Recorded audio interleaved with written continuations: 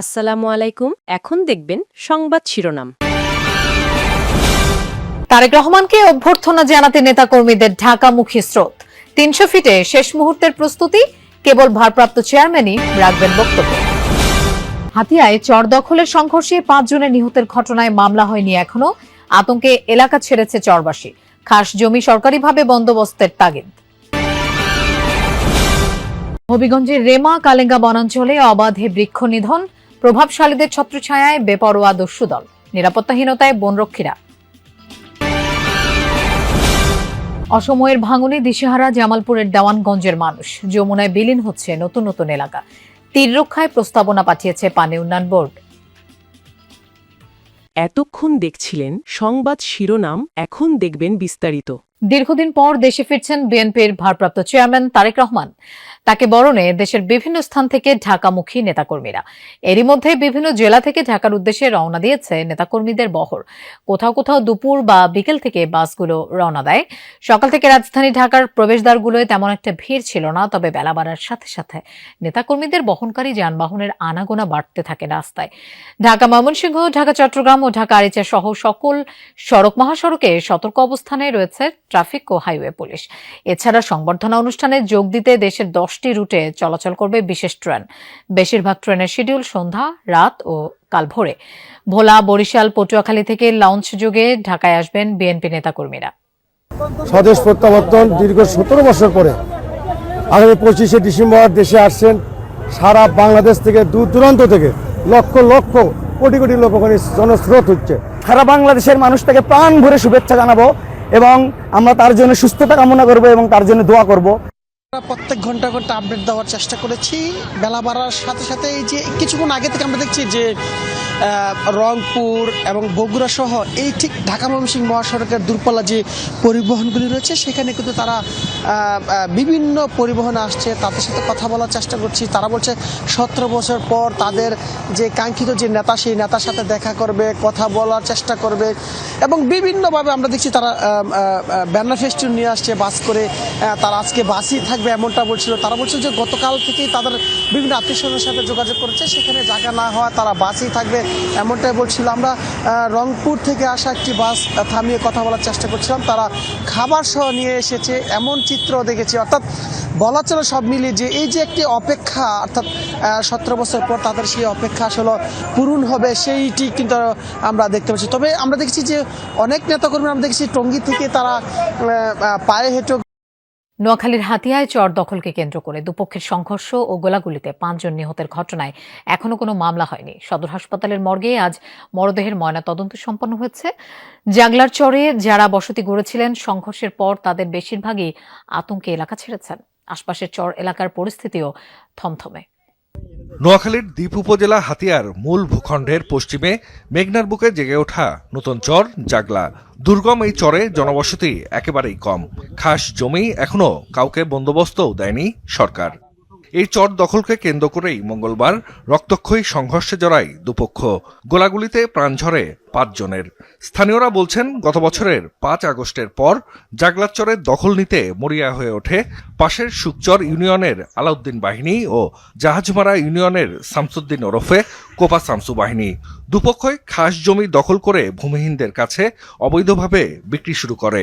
প্রতি দাগ বিক্রি করা হয় 25 থেকে 30 হাজার টাকায়। চর দখলকে কেন্দ্র করে গত 2 মাসে কয়েক দফা সংঘর্ষও হয় দুপক্ষের মধ্যে।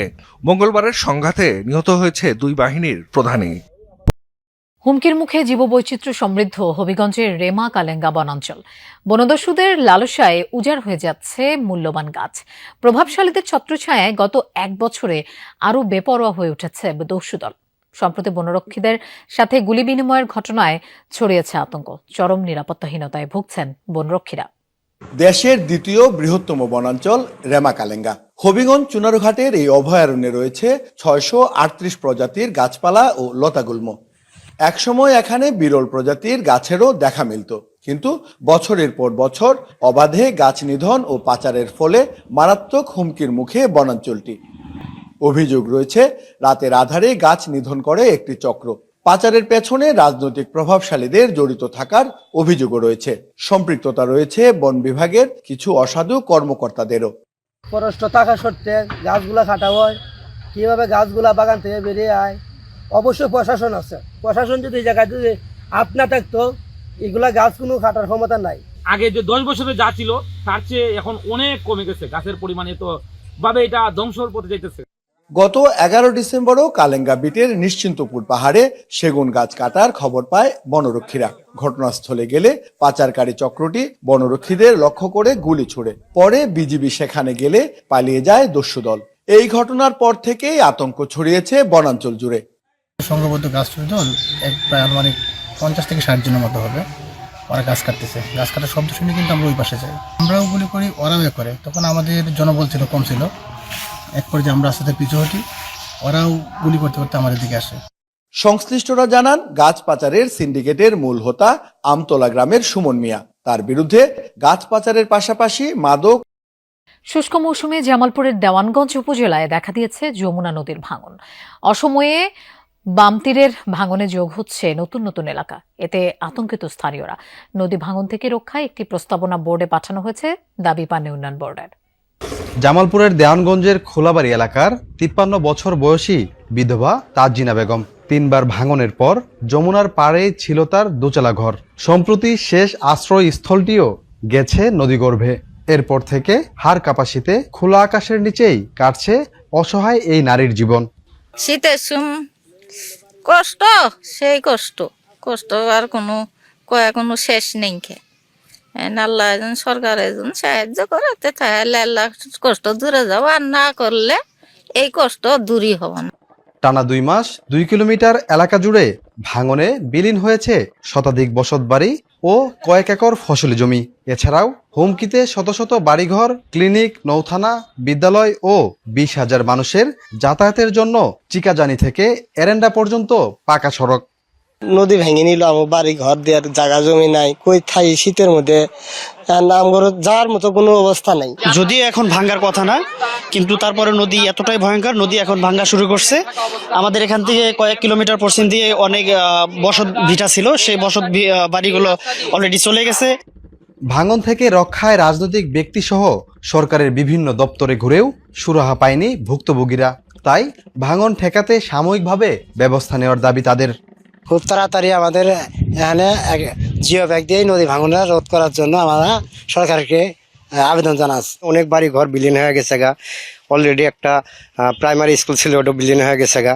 এখন একটা রাস্তা, অনেক লোকের যাতায়াত, প্রায় 40-50 হাজার লোকের যাতায়াত এই রাস্তা। অনেক জায়গায় আমরা চেষ্টা করছি, অনেক যোগাযোগ করছি, এরপরে কোনো আমাদের কোনো ফল আসে না। এই কাজ, এই চেষ্টায় আমাদের কোনো পদক্ষেপ না, কেউ পদক্ষেপ নেয় নাই। এরই মধ্যে সেই অঞ্চলের 900 মিটার